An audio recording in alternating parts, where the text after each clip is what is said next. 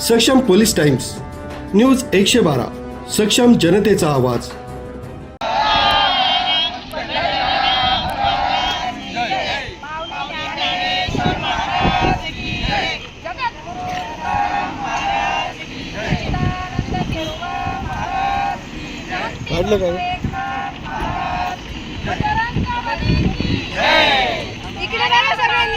आषाढी वारीनिमित्त राज्यभरातून भाविक पंढरपूरच्या दिशेने रवाना होत आहे।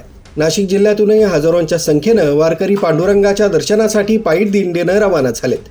नाशिकच्या पंचक गावातून देखील 30 ते 35 वारकरी भाविक आज विठुरायाच्या भेटीसाठी निघाली आहेत। आषाढी वारीला पंचक गावातून वारकरी भाविक पंढरीच्या वारीसाठी निघाले आहेत। दरम्यान विविध धार्मिक स्थळांना भेटी देत हे वारकरी दिंडी सोहळ्यात सामील होणार आहेत। पंचक गाव चौफुलीवर श्रीफळ वाढवून या यात्रेला प्रारंभ झाला। रेणुका माता प्रतिष्ठान नागापूर बोलेगाव ते पंढरपूर पायी दिंडी सोहळा पंढरपूरच्या दिशेनं रवाना झाला असून पंचक गावातूनही सुमारे 30 भाविक या दिंडी सोहळ्यात लवकरच सहभागी होतील। हरिभक्त परायण तुकाराम महाराज कातोरे यांच्या मार्गदर्शनाखाली हा दिंडी सोहळा निघाला असून या दिंडी सोहळ्याविषयी हरिभक्त परायण शंकरराव बोराडे यांनी अधिक माहिती दिली।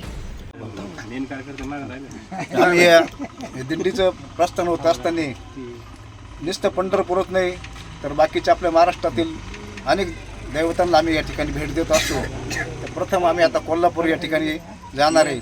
देव आळंदी करून कोल्हापूरला प्रस्थान राहणार आहे। कोल्हापूर झाल्यानंतर गाणगापूर, अक्कलकोट, त्यानंतर पंढरपूरला आमच्या 2 दिवस आम्ही पायी दिंडी संघ प्रस्थान करत असतो।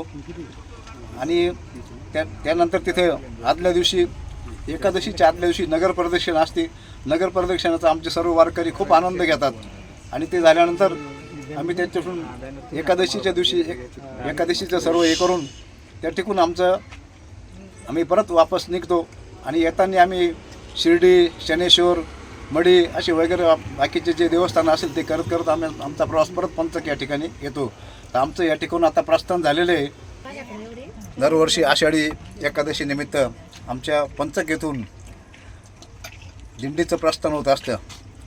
याही वर्षी आमच्या सर्व कार्यकर्त्यांनी या ठिकाणी वारकऱ्यांनी चांगला प्रतिसाद देऊन आमच्या पंचक गावातून पंचक ते पंढरपूर असा प्रवास या ठिकाणी होत आहे आणि गेल्या 10-12 वर्षापासून आमची ही दिंडी निघत आहे आणि ह्या वर्षी आमच्या सर्व वारकऱ्यांनी चांगला प्रतिसाद देऊन ही दिंडीचं आता प्रस्थान या ठिकाणी पंचकून होत आहे। तरी आमच्या दिंडीसाठी सर्व वारकऱ्यांच्या खूप खूप शुभेच्छा। धन्यवाद। पुंडलिक वरदेव हरी विठ्ठल, श्री ज्ञानदेव तुकाराम, पंढरीनाथ महाराज की जय।